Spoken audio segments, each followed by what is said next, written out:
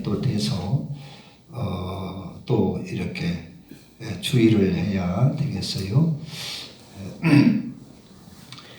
예수님이 이제 들것에 들려온 그 중풍병자를 고치시고 거기 그 가버나움에서 떠나 이제 본 동네로 이렇게 들어오신 것 같아요.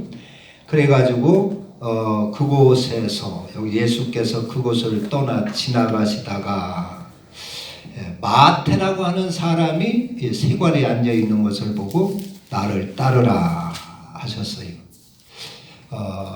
예수님을 따르는 것, 이제 예수님을 따르려고 하는 그 의도가 사람마다 다 다를 수가 있습니다. 어떤 그 서기관이라고 하는 사람이 예수님을 따르고 싶었어요. 자기는 이런 무슨 회당이나 이런 데 앉아서 이제 무슨 회 같은 거 기록이나 해주고 재판 같은 거 기록이나 해주고 하는 이런 서기관인데, 예수님 보니까 예수님이 인기가 대단하시고 능력도 대단하시고 이 예수님을 따르면은 크게 출세를 할 것 같단 말이요. 그래서 이 서기관이라는 사람이 예수님한테 그 부탁을 했습니다. 내가 선생님을 따르겠습니다 하니까 예수님께서 반가워하시는 것이 아니라, 이 사람아, 여우도 굴이 있고 공중에 새도 둥지가 있고 거처가 있지만 인자는 머리 하나 둘 곳이 없는, 거처가 없는, 내가 편안히 잠자고 쉬고 이런 머리 둘 곳도 없느니라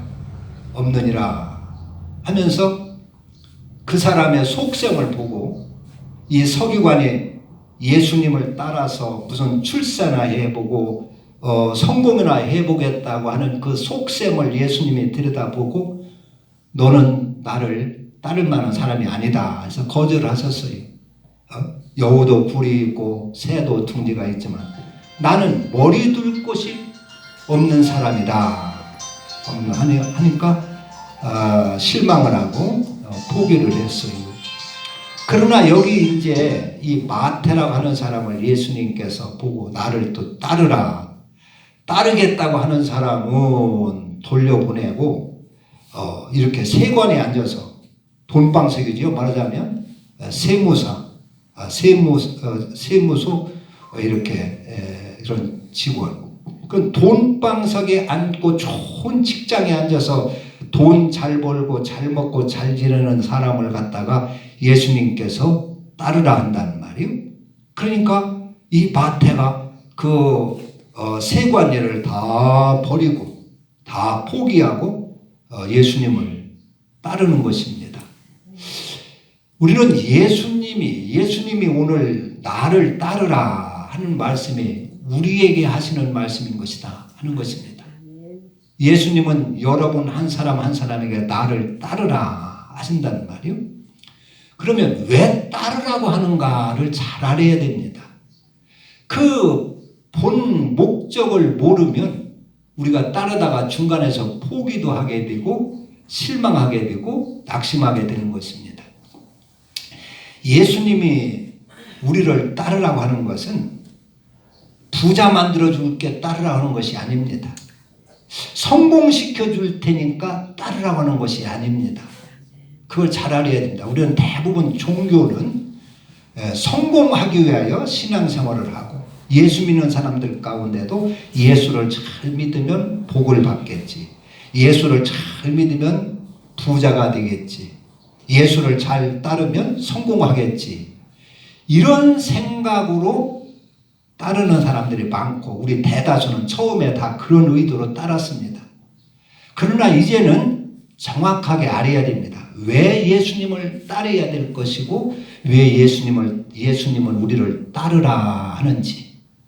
그것은 우리를 사람다운 사람 만들기 위하여 따르라 하는 것입니다.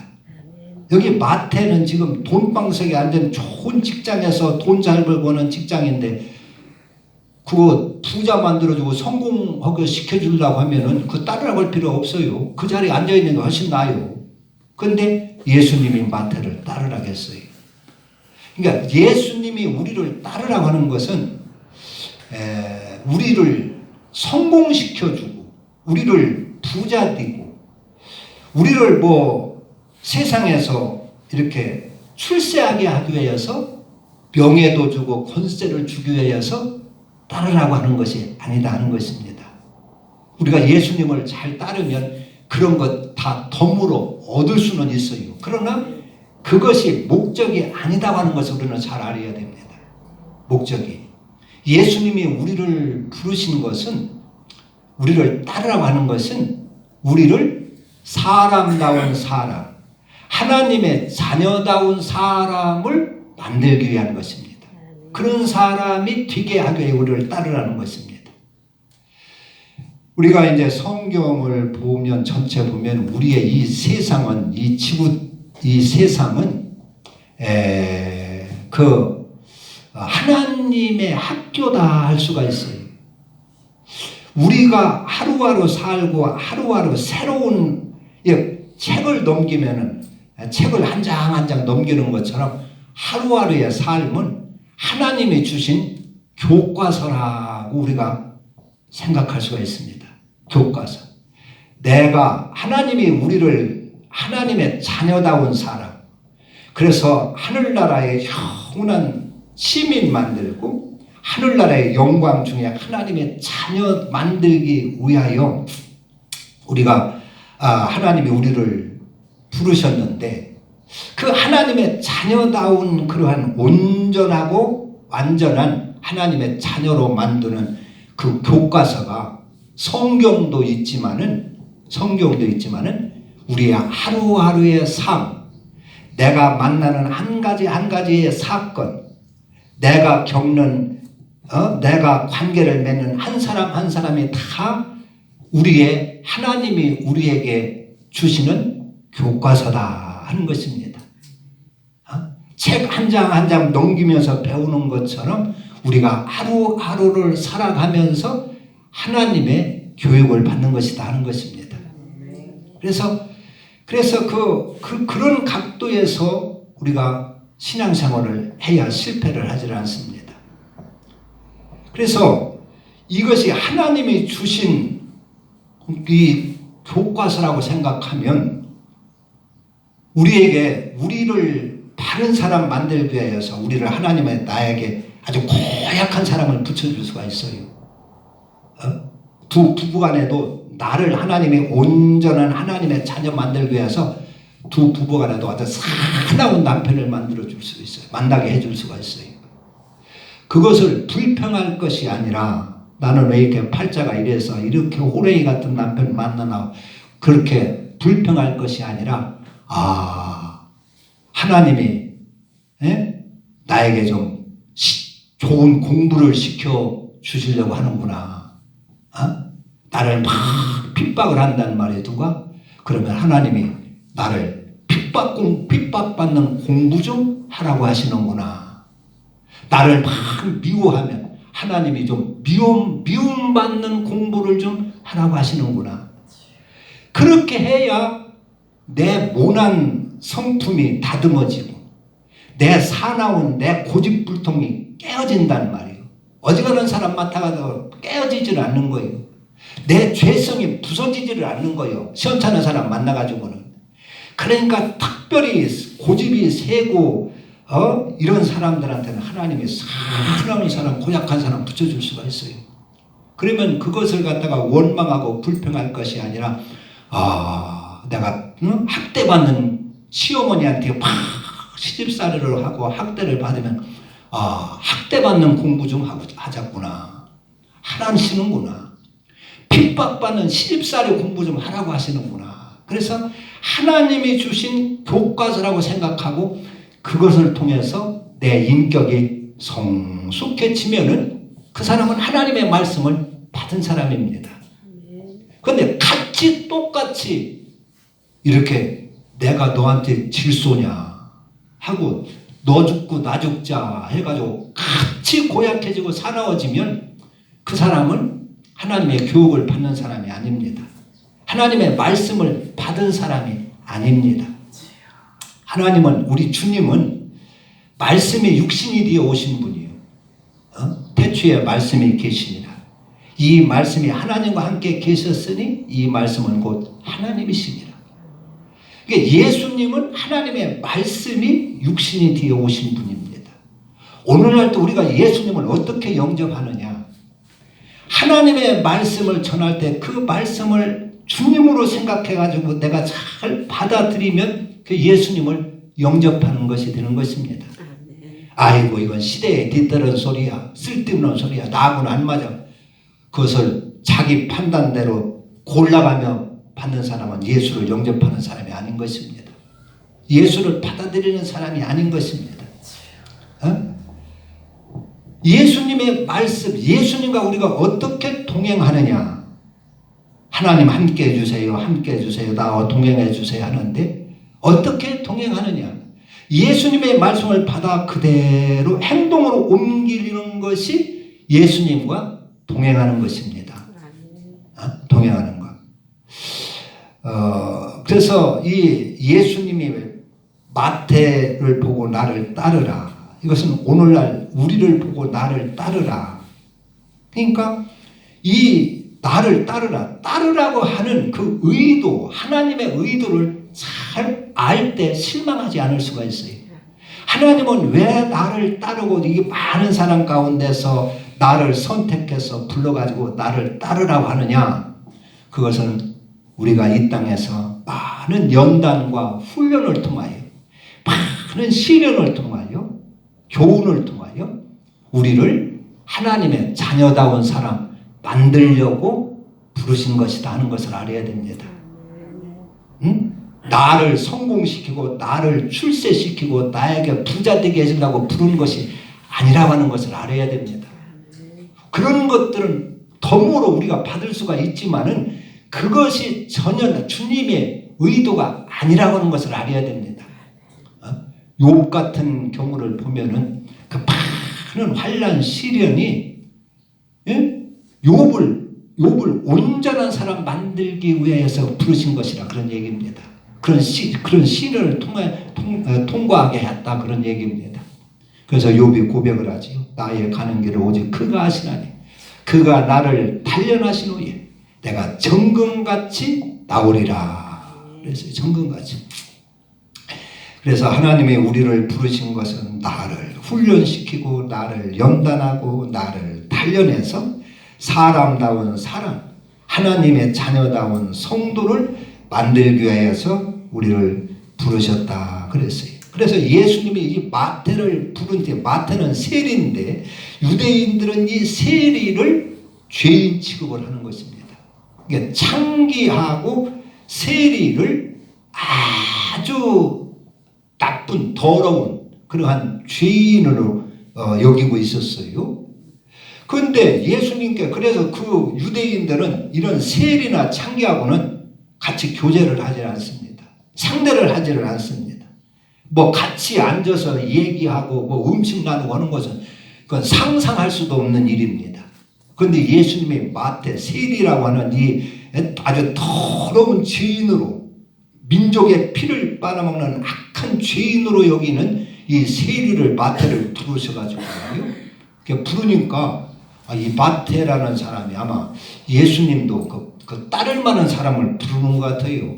따르지 않을 사람, 뭐 개나 돼지에게 진주를 던지지 않는 것처럼 따르지 않을 사람에게 공연히 따르라고 하시지는 않는 것 같아요.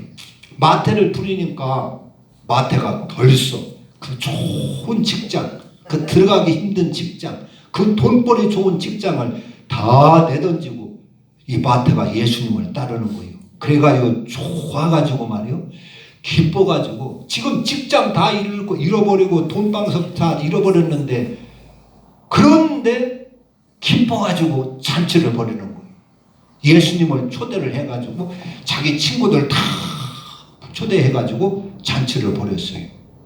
그러니까 잔치가 소문이 나고 하니까 유대인들은 그걸 옆에서 보고 있다 시기침이 생겨가지고 예수님한테 직접은 못하고 그 제자들한테 하는 거예요.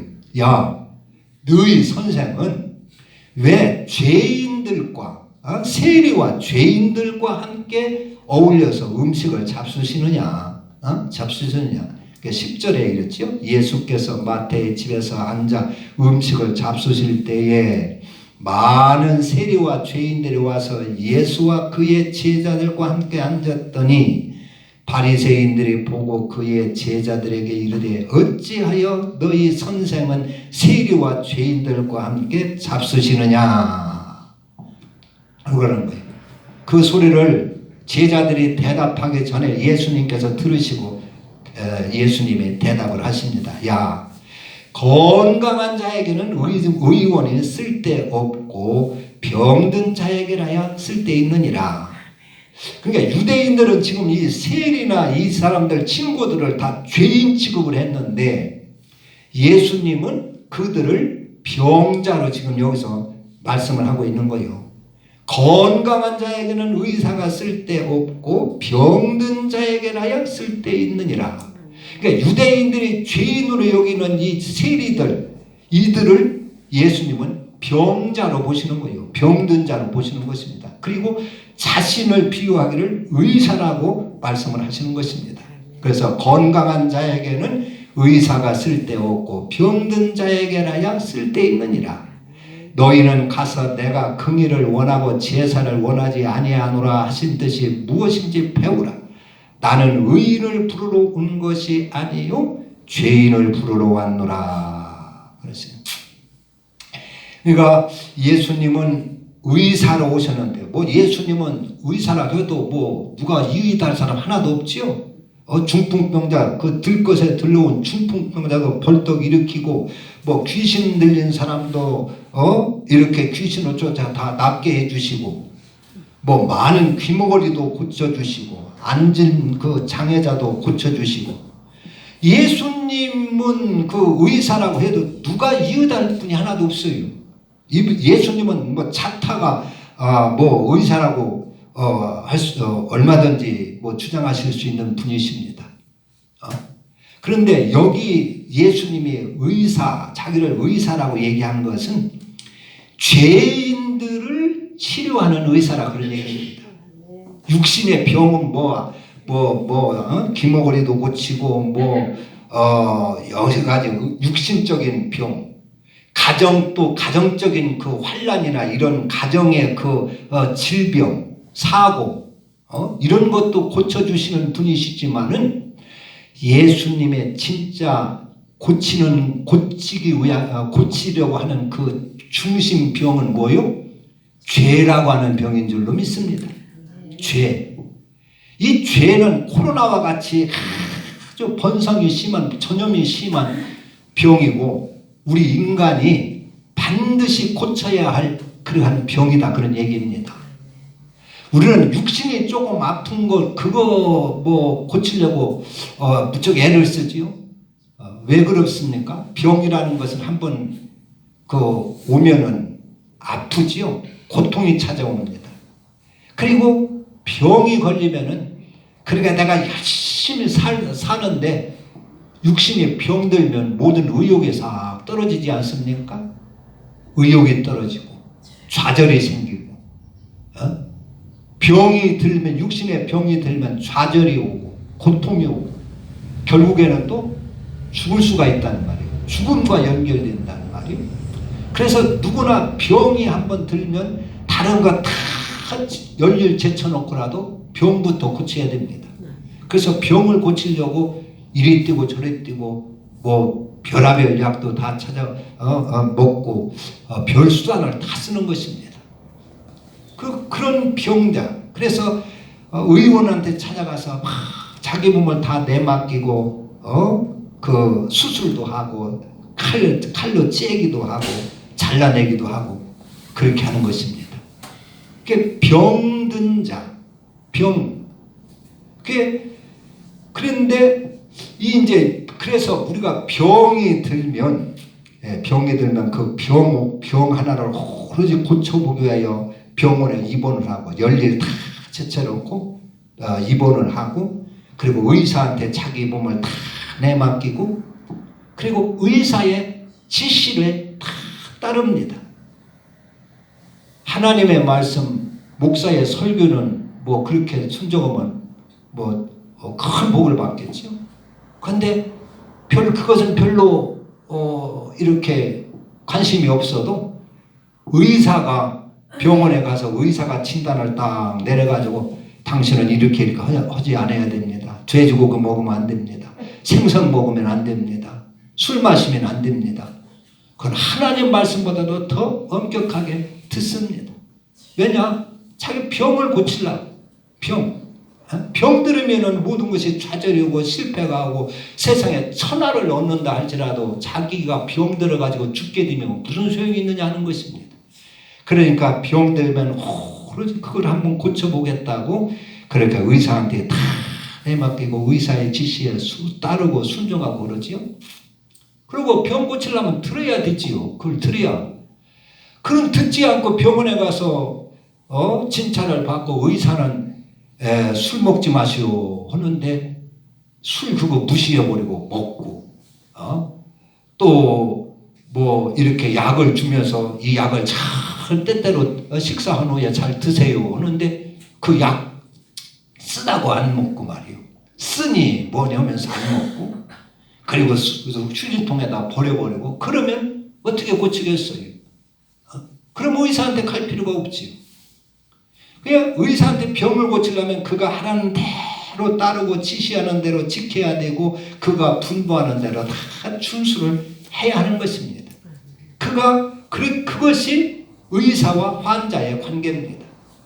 예수님은 오늘 죄인들, 우리와 주님과의 관계를 병든 자와 의사의 관계로 지금 말씀을 하고 있어요. 의사와 관계로.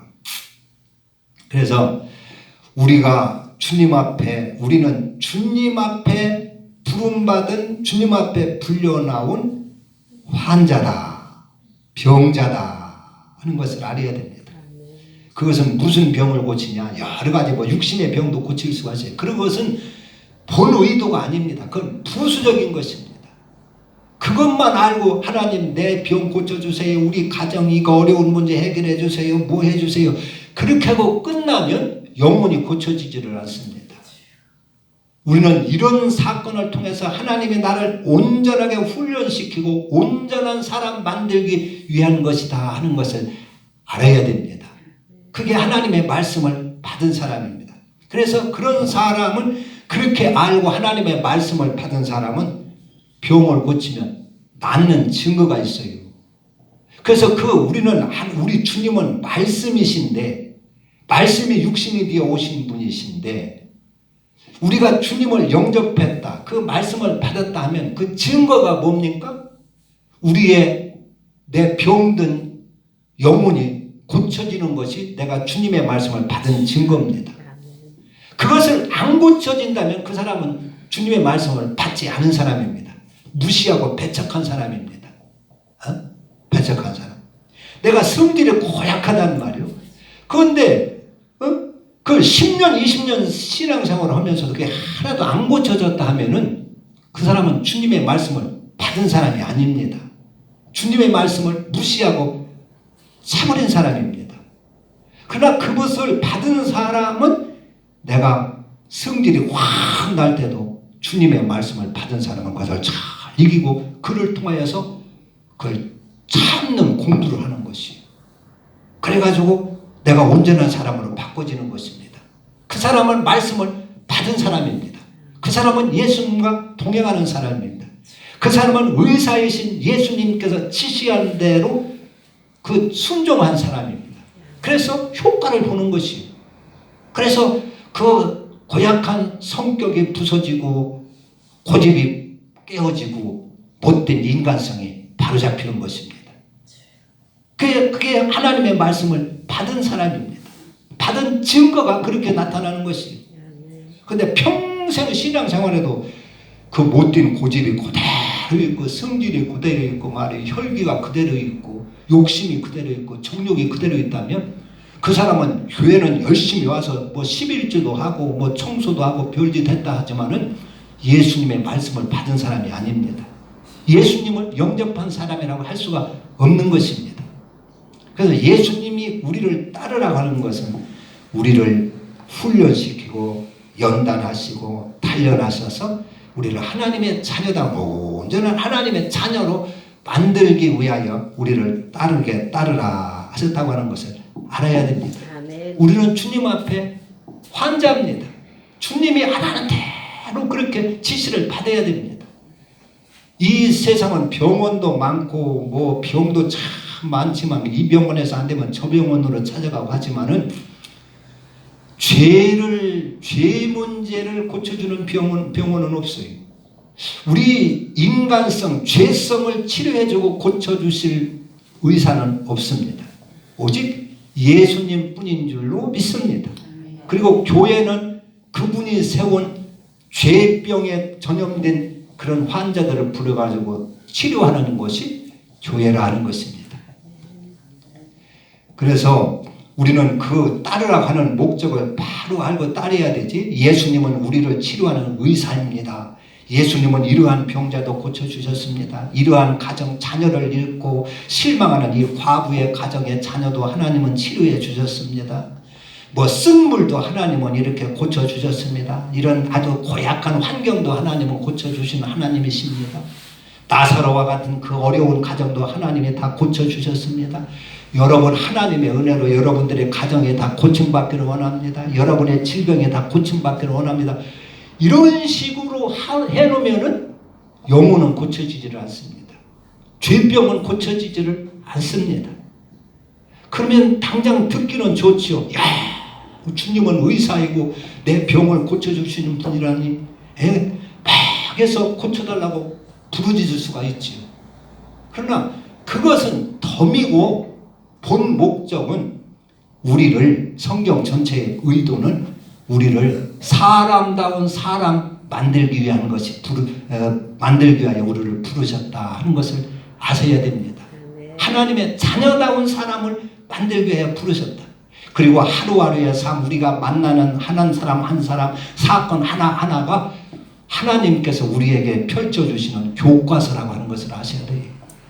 학교에 들어가서 책 한 페이지 한 페이지 공부하는 것처럼 그 한 사건 한 사건 하루하루를 통해서 우리는 하나님 앞에 배우며 나가는 것이 우리의 신앙생활이라는 것을 아셔야 됩니다.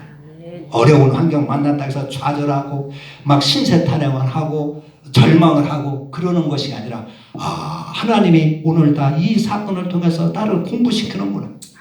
내가 미움받는 공부 좀 하라는 것이구나. 학대받는 공부 좀 하라는 것이구나. 이 환난을 좀 이겨내는 공부를 하라고 하시는구나. 그래서 그걸 받아들여서 우리는 점점 하나님을 닮은 원숙하고 온전한 그러한 하나님의 자녀가 되어야 되는 것입니다. 우리는 주님과 우리의 관계는 의사와 병자의 관계다. 그래서 그분의 말씀을 잘 환자가 의사의 지시를 잘 따르고 그 분부를 준수하는 것처럼 우리가 주님의 말씀을 주님으로 알고 주님의 말씀을 주님으로 알고 그 말씀을 잘 받아 우리가 살 때 하나님이 늘 동행하시고 우리가 참 이런 사망의 병에서 구원받고 고침받는 역사가 있을 줄로 믿습니다. 아멘. 기도합니다. 하나님 아버지,